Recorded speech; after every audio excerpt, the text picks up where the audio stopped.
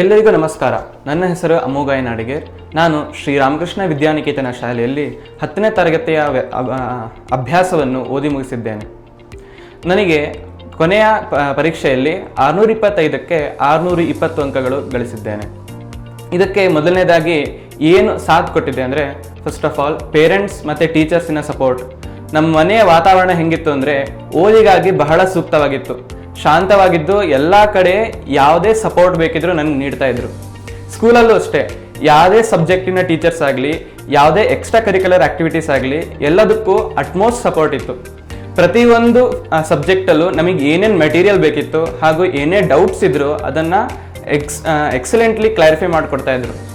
So ನಾನೇನು ಹೇಳಕ್ಕೆ ಇಷ್ಟಪಡ್ತೀನಿ ಅಂದರೆ, ಮನೆಯಲ್ಲಿ ಓದುವಾಗ ಒಂದು ಶೆಡ್ಯೂಲ್ ಮಾಡ್ತಿರುವಾಗ ಫಿಕ್ಸ್ ಶೆಡ್ಯೂಲ್ ಬದಲು ಡೈನಮಿಕ್ ಶೆಡ್ಯೂಲ್ ಇಟ್ಕೋಬೇಕು.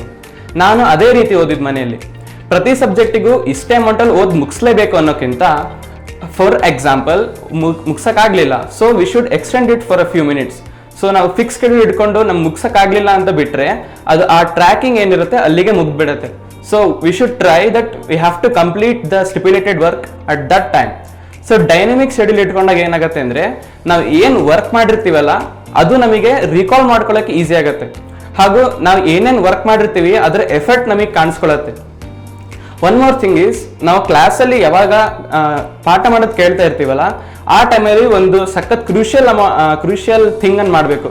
ಏನೇ ಕೇಳ್ತಿರ್ತೀವಲ್ಲ ಅದನ್ನು ಕೀನಾಗಿ ಕೇಳಬೇಕು, ವಿತೌಟ್ ಎನಿ ಡಿಸ್ಟ್ರಾಕ್ಷನ್ಸ್ ಆಗಿ. ಟೀಚರ್ ಕಡೆ ಏನು ಹೇಳ್ತಾ ಇದ್ದಾರೆ ಅದನ್ನು ಗಮನ ಕೊಟ್ಟು ಕೇಳಿ, ಅದನ್ನು ನಮ್ಮ ಮೈಂಡಲ್ಲಿ ಎಷ್ಟಾಗತ್ತಷ್ಟು ರಿಜಿಸ್ಟರ್ ಮಾಡ್ಕೋಬೇಕು.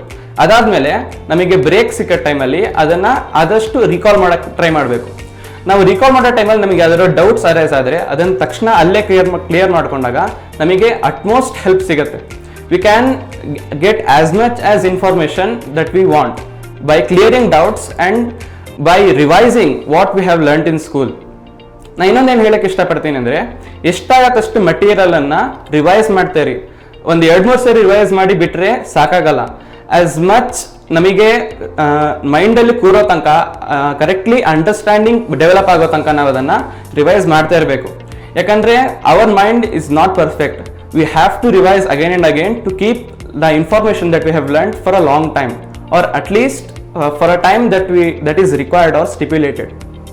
ಇನ್ನೊಂದೇನು ಹೇಳಕ್ಕೆ ಇಷ್ಟಪಡ್ತೀನಿ ಅಂದರೆ, ನಾವು ಯಾವ್ಯಾವ ಮಟೀರಿಯಲ್ ರೆಫರ್ ಮಾಡಿರ್ತೀವಿ ಅದನ್ನು ಮತ್ತೆ ರಿಪೀಟ್ ಮಾಡೋ ಬದಲು ಅದನ್ನು ಹೆಂಗೆ ಸಾಲ್ವ್ ಮಾಡೋ ಟೈಮಲ್ಲಿ ಬೇರೆ ಬೇರೆ ವೇಸಲ್ಲಿ ಹೆಂಗೆ ಸಾಲ್ವ್ ಮಾಡ್ಬೋದು ಅನ್ನೋದನ್ನು ನಾವು ಗಮನ ಕೊಟ್ಟು ಮಾಡಬೇಕಾಗತ್ತೆ. ಯಾಕಂದರೆ ಒಂದಿಷ್ಟು ಟೈಮ್ ಏನಾಗುತ್ತೆ ಅಂದರೆ, ಒಂದು ಅಪ್ರೋಚಲ್ಲಿ ನಮಗೆ ಆನ್ಸರ್ ಸಿಗದೆ ಹೋದರೂ ಇನ್ನೊಂದು ಅಪ್ರೋಚಲ್ಲಿ ಸಿಗಬೇಕಾಗತ್ತೆ. ಒನ್ ಮೋರ್ ಥಿಂಗ್ ಈಸ್, ನಾವು ಮೆಮೊರೈಸ್ ಮಾಡುವಾಗ ಗಟ್ ಹೊಡಿಬಾರ್ದು, ಅಂಡರ್ಸ್ಟ್ಯಾಂಡಿಂಗ್ ಅನ್ನು ಡೆವಲಪ್ ಮಾಡ್ಕೋಬೇಕು.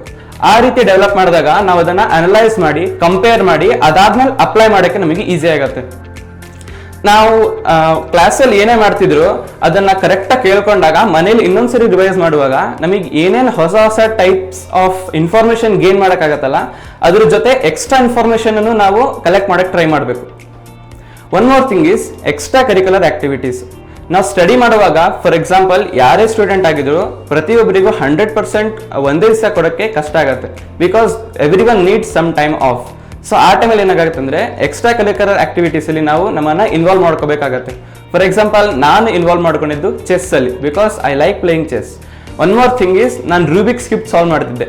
ಸೊ ಇವೆರಡು ಹೆಂಗೆ ಕಾಂಪ್ಲಿಮೆಂಟ್ ಮಾಡ್ತೀನಿ ನನ್ನ ಸ್ಟಡೀಸಿಗೆ ಅಂದರೆ, scientifically we know that Rubik's cube ಏನು ಮಾಡುತ್ತೆ, ಆ್ಯಕ್ಚುಲಿ ಪ್ರಾಬ್ಲಮ್ ಸಾಲ್ವಿಂಗ್ ಸ್ಕಿಲ್ಸ್ ಮತ್ತು ನಮ್ಮ ಹ್ಯಾಂಡ್ ಏನು ಜೆಸ್ಟರ್ಸ್ ಇದೆಯಲ್ಲ, ಅದಾದಮೇಲೆ ಹ್ಯಾಂಡ್ ಮೂವ್ಮೆಂಟ್ ಸ್ಪೀಡನ್ನು ಇಂಪ್ರೂವ್ ಮಾಡುತ್ತೆ.